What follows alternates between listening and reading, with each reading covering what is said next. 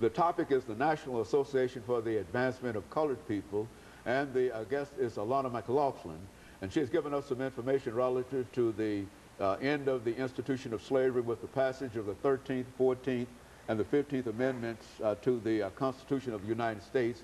And she's now dealing with the National Association of Advancement for colored people in a way that will lead her up to the civil rights movement of the 1960s. Now let's talk about that civil rights movement of the 1960s, because I think the most important person that you're generally familiar with is Dr. Martin Luther King. Let's talk about him within the context of the movement to deal with the 13th, 14th, and 15th Amendment.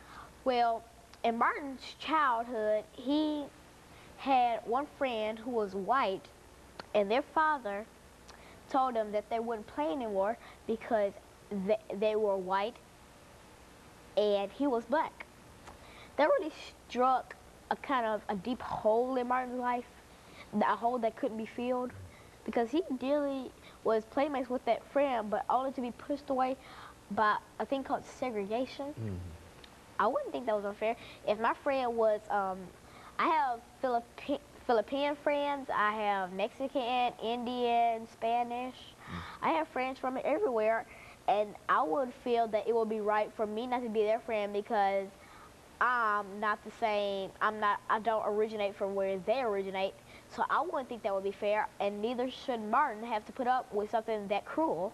And so that was part of the information that you know about Dr. King, that he had that impact, had an impact on his whole upbringing in terms of his attitudes about. He gave this great speech called "I Have a Dream" at one time. What was that all about? Well, one night Martin had a dream, and he said that the dream said that we would all live in peace and that we would all just love each other and hug each other and we would all be friends.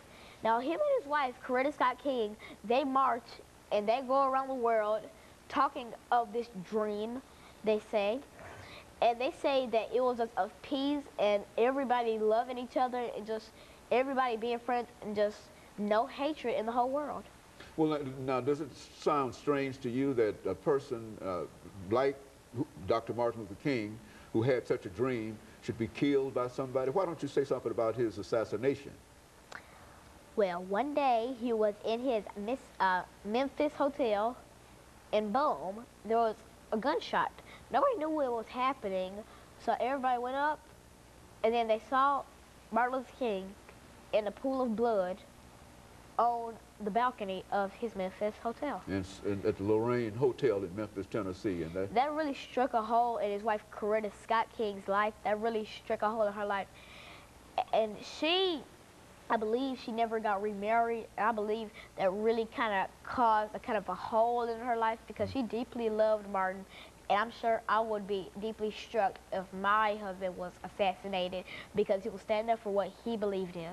And so that "I Have a Dream" speech has had an impact upon you as well as some of your peers. Do you know anybody else who has the same understanding of the "I Have a Dream" speech of Dr. Martin Luther King?